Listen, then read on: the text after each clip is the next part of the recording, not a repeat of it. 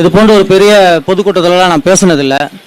ஆனால் நான் இங்கே பேச வந்திருக்கிறதுக்கான ஒரு காரணம் என்ன அப்படின்னா, இந்த ஆட்டோ தொழிலாளர்கள் அந்த அளவுக்கு நசுக்கப்பட்டு, அதாவது அரசாங்கம் வந்து இந்த ஆட்டோ தொழிலாளர்களோட தொண்டையில் ஏறி நிற்காத குறை, இந்த கஷ்டம் தாங்காமல் என்ன பண்ணலாம் அப்படின்னு சொல்லி யோசிச்சு எந்த பக்கம் போனாலும் யாருமே உதவலை.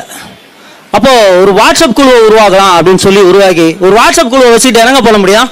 ஏதாவது பண்ண முடியுமா? ஆனால் இவ்வளோ பெரிய போராட்டத்தை பண்ண முடியும்.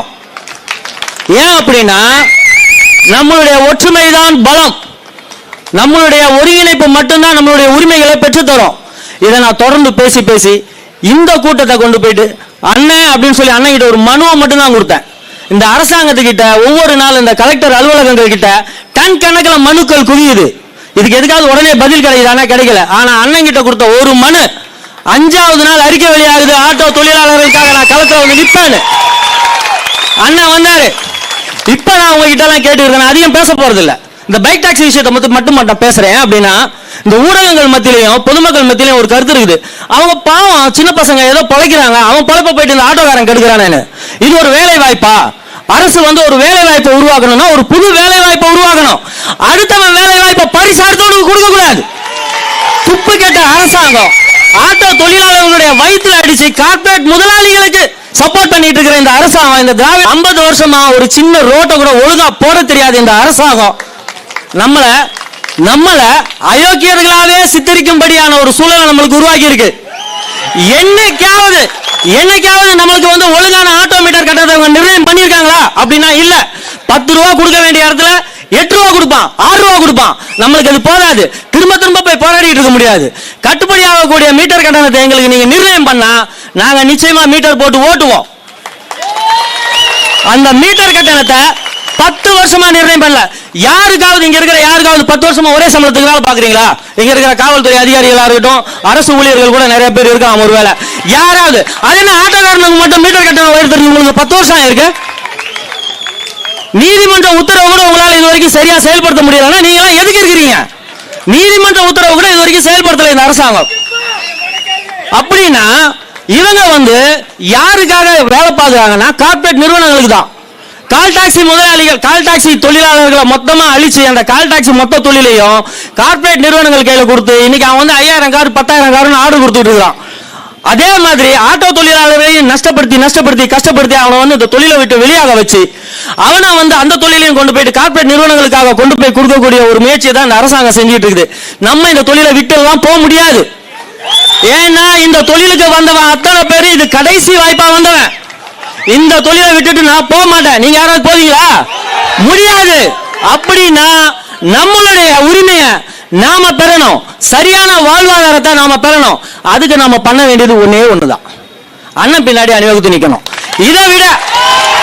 இதை விட உறுதியான சமரசம் இல்லாத சண்டை போடக்கூடிய ஒரு தலைவன் தமிழ்நாட்டில் கிடையாது, ஏன் மொத்த இந்தியாவிலே கிடையாது. அப்படி இருக்கும் பொழுது இதுவரைக்கும் ஒரு நல்ல தலைமை இல்லாததுனாலதான் நம்ம எல்லாம் அங்கங்க கரண்டு போய் கறந்து விடுறோம். அந்த கட்சி இந்த கட்சின்னு கட்சி எல்லாம் வேண்டாம், நீ யாருக்கு வேணாலும் ஓட்ட போடு. ஆனா தொழிலாளியா அண்ணன் பின்னாடி வந்து நில்லு, இதுதான் என்னுடைய வேண்டுகோள். இப்ப நம்மளுக்கு வந்து காலம் வந்து ஒரு தலைவனை அடையாளம் காட்டி இருக்கு. ஒவ்வொரு காலத்திலையும் ஒவ்வொரு தலைவனை இந்த உலகம் வந்து இயற்கை வந்து அடையாளம் காட்டும். அப்படி நம்மளுக்கு அடையாளம் காட்டப்பட்ட தலைவன் தான் அண்ணன் சீமான் அவர்கள். ஒரு மனு கொடுத்ததுக்கு எவ்வளவு பெரிய போராட்டத்தை வந்து நடத்திட்டு இருக்காரு. நம்ம அவர் பின்னாடி நின்னா என்னெல்லாம் பண்ணுவார்? அதனால தயவு செஞ்ச நண்பர்களே, தோழர்களே, அத்தனை பேரும் ஒரு குடைக்கு கீழே வாங்க.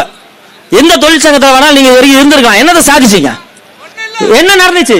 ஏதாவது கிடைச்சிச்சு? ஒண்ணுமே இல்ல. நம்ம வந்து கத்தலாம் கத்தி போராடிக்கிட்டு இருப்போம், அவன் வந்து பெட்டி வாங்கிட்டு போயிட்டே இருப்பான். அன்பு தென்னரசன் முதல் மீட்டிங்ல சொன்னாரு, தொழிலாளர்களின் உரிமைகளை அடகு வைத்து ஒருபோது நாங்கள் வளர மாட்டோம் அப்படின்னு. அந்த உரிமையை எந்த அரசுக்கா எந்த ஒரு தொழிற்சங்கமாவது கொடுக்குமா? அவர் கொடுத்தார். இப்ப நான் சொல்றேன், ஒரு சரியான தலைமையை தேர்ந்தெடுக்க வேண்டிய கட்டாயமான ஒரு சூழல்ல நாம இருக்கோம். இந்த தலைமையை தேர்ந்தெடுத்து இந்த தலைமைக்கு பின்னாடி நாம நின்னோம்னா நிச்சயமா நாம ஆட்சி மாற்றத்துக்கே காரணமாகும். நம்ம பலம் நம்மளுக்கு தெரியல. ஆட்டோக்காரனை வந்து கிள்ளிக்கிறீங்களா இந்த அரசாங்கம் நினைச்சிருச்சு. இந்த திராவிட அரசாங்கங்கள் வந்து மொத்தமா நம்மளை வந்து ஒண்ணுமே இல்லாதவங்க அப்படின்னு நினைச்சிருச்சு. ஏன்னா நம்மளுடைய வறுமை, நம்ம வந்து ஓடிக்கிட்டே இருக்கிறோம், எதையும் பத்தி கவலையே படுறதில்லை. ஆனா இனிமேல் நாம ஏறுற ஒவ்வொரு பேசஞ்சர்கிட்டையும் ஒவ்வொரு பயணிகிட்டையும் பேசணும். ஒவ்வொரு ஆட்டோக்காரனும் நாம் தமிழர் கட்சி பத்தி அண்ணனையும் பத்தி பேச ஆரம்பிச்சோம்னா அடுத்த எலெக்ஷன்ல அத்தனை பேரும் டெபாசிட் இல்லாம போயிடும். நம்ம பலத்தை நாம நிரூபிக்கணும்னா நாம எல்லாம் திரும்ப திரும்ப சொல்றேன், அண்ணன் சீமான் பின்னாடி நிக்கணும். வாய்ப்பளித்த அத்தனை பேருக்கும் என் நன்றிகளை தெரிவித்துக் கொள்கிறேன். நன்றி அண்ணா. நன்றி மகேஷ். அடுத்தது நாம் தமிழர் தொழிற்சங்க பேரவை ஆட்டோ தொழிலாளர்களின் உரிமைக்காக ஒரு 8 தீர்மானங்களை இங்கே நிறைவேற்ற இருக்கின்றோம்.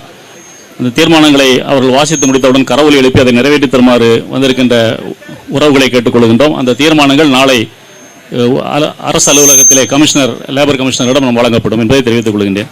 முதலாவதாக தொழிலாளர்களுக்கான போராட்டத்தில் உயிர் நீத்த தொழிலாளர்களுக்கான வீர வணக்க தீர்மானம். சுரேஷ் பாபு. தீர்மானம் வாசிக்கிறவங்க மேடைக்கு அருகில் உடனடியாக செல்லுமாறு கேட்டுக்கொள்கிறோம். காலத்தின் அருமை கருதி. அனைவருக்கும் வணக்கம். வீர வணக்க தீர்மானம். உலகில் இதுவரை உழவர் உரிமைக்காகவும் நகர்ப்புற தொழிலாளர் உரிமைக்காகவும் கடலோர மீன்பிடி தொழிலாளர் உரிமைக்காகவும் சிங்கள கடற்படையாலும் இந்திய ஒன்றிய கடலோர கண்காணிப்பு கப்பற்படையாலும் தமிழக கடலோர காவல்துறையின் முறைகேடான அணுகுமுறையாலும் உயிர் நீத்த தொழிலாளர்களுக்கும் தம் உரிமைக்காக போராடிய உயிர் நீத்த அரசு துறையை சார்ந்த பல்வேறு தொழிலாளர்களுக்கும் அமைப்பு சாரா தொழிலாளர்களுக்கும் உரிமைக்காகவும் போராடி உயிர் நீத்த அனைவருக்கும் நாம் தமிழர் தொழிற்சங்க பேரவையின் வீர வணக்கம் செலுத்துகிறது. நாம் தமிழர்.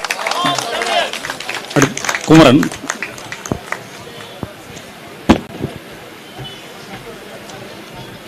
தீர்மானம் 1. தமிழ்நாட்டு அரசே ஓலா ஊபர் போன்ற நிறுவனங்கள் பயன்படுத்தப்படும் செயலியை போல் அரசே ஒரு செயலியை உருவாக்கி கேரளா அரசு போல் தமிழ்நாடு அரசும் தானிய தொழிலாளர்களின் வாழ்வாதாரத்தை காக்க வேண்டும் என்று இந்த ஆர்ப்பாட்ட கூட்டத்தின் வாயிலாக நாம் தமிழர் தொழிற்சங்க பேரவை தமிழ்நாட்டு அரசை வலியுறுத்துகிறது. திரு சீனிவாசன். தீர்மானம் கனகராஜ். தீர்மானம் 2 திரு கனகராஜ். அனைவருக்கும் வணக்கம். தீர்மானம் 2.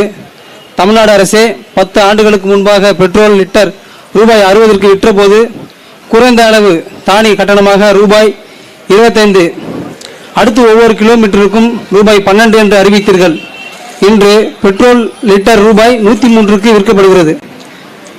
காலத்தின் கருதி குறைந்த அளவு கட்டணம் ரூபாய் 50ஆக உயர்த்தி மேலும் கூடுதல் கிலோமீட்டருக்கு ரூபாய் 25ஆகவும் நிர்ணயித்து உடனடியாக அரசாணை வெளியிட வேண்டும் என்று இந்த ஆர்ப்பாட்ட கூட்டத்தின் வாயிலாக நாம் தமிழர் தொழிற்சங்க பேரவை தமிழ்நாடு அரசை வலியுறுத்துகிறது. நாம் தமிழர்.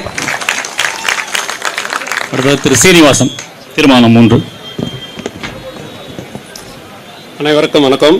தீர்மானம் 3. தமிழ்நாட்டு அரசு ஆட்டோ தொழிலாளர்களின் வாழ்வாதாரத்தை பாதிக்கும் பைக், மோட்டார் சைக்கிள், டாக்ஸியை தில்லி மற்றும் மராட்டிய மாநிலம் போல் தமிழ்நாட்டிலும் உடனடியாக தடை செய்ய வேண்டி இந்த ஆர்ப்பாட்ட கூட்டத்தின் வாயிலாகவும் நாம் தமிழர் தொழிற்சங்க பேரவை தமிழ்நாட்டு அரசை வலியுறுத்துகின்றது. நாம் தமிழர். தீர்மானம் 4 திரு பெஞ்சமின். நாம் தமிழர். தீர்மானம் 4. புதிய மோட்டார் வாகன சட்டத்தை பயன்படுத்தி அதிக தண்டம் விதித்து தானி ஓட்டுநர்களின் வாழ்வாதாரத்தை சீர்குலைக்கும் நடவடிக்கையை உடனடியாக கைவிட வலியுறுத்தி இந்த ஆர்ப்பாட்ட கூட்டத்தின் வாயிலாக நாம் தமிழர் தொழிற்சங்க பேரவை தமிழ்நாட்டு அரசை வலியுறுத்துகிறது. நன்றி. நாம் தமிழர். தீர்மானம் 5 திரு செந்தில். தமிழ்நாட்டு அரசை இரவு பகல் பாராமல் பொதுமக்களுக்கான போக்குவரத்து தேவைகளுக்காக உழைத்து ஓடான 60 வயது கடந்த தானி ஓட்டுநர்களின் வாழ்வாதாரத்தை கருத்தில் கொண்டு அவர்கள் ஒவ்வொருவருக்கும் ஓய்வூதியமாக மாதம் ரூபாய் 6000 வழங்கிட நாம் தமிழர் தொழிற்சங்க பேரவை இந்த ஆர்ப்பாட்ட கூட்டத்தின் வாயிலாக தமிழ்நாட்டு அரசை வலியுறுத்துகிறது. நாம் தமிழர். தீர்மானம் 6 திரு சரவணன்.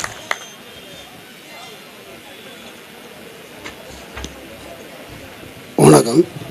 தமிழ்நாடு அரசு தனி ஓட்டுநர் தனி கணக்கு வங்கி கடனை கொரோனா காலத்தில் 6 மாதங்களுக்கு மேல் எந்த தனியார் மற்றும் பொதுத்துறை வங்கிகளும் மாத தவணையில் கட்ட சொல்லி வலியுறுத்தக்கூடாது. தமிழ்நாடு அரசு வெளியிட்ட அறிவிப்பு ஏற்ற வகையில் உள்ள நிலையில் வங்கிகளின் நெருக்கடிகளை பல தானி ஓட்டுநர்களின் தற்கொலை செய்து உயிரை மாற்றிக் கொண்டு உள்ளார்கள். அதை கருத்தில் கொண்டு இதை 6 மாத தவணையை தமிழ்நாடு அரசு ஏற்றுக்கொள்ள இந்த ஆர்ப்பாட்டத்தின் மூலம் நாம் தமிழர் தொழிற்சங்க பேரவை தமிழ்நாடு அரசு வலியுறுத்துகிறது. நன்றி, வணக்கம். நாம் தமிழர் கட்சி. தீர்மானம் 7.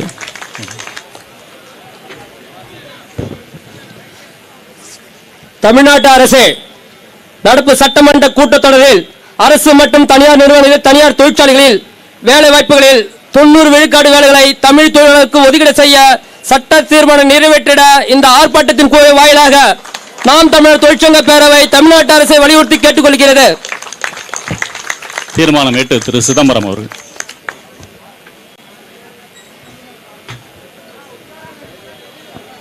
தமிழ்நாடு அரசு ஒருமனதாக சட்டமன்றத்தில் நிறைவேற்றும் தீர்மானங்கள் எதையும் மதிக்காமல் புறக்கணிப்பதோடு மக்களின் தன்னிச்சையான போராட்டங்களை கொச்சைப்படுத்தி பேசி வரும் தமிழ்நாட்டு ஆளுநர் திரு RN ரவி அவர்களை இந்த ஆர்ப்பாட்ட கூட்டத்தின் வாயிலாக நாம் தமிழர் தொழிற்சங்க பேரவை வன்மையாக கண்டிக்கிறது. நன்றி. எல்லாரும் கரவொலி எழுப்பி 8 தீர்மானங்களையும் ஆதரித்து கொடுக்குமாறு கேட்டுக்கொள்ளும்.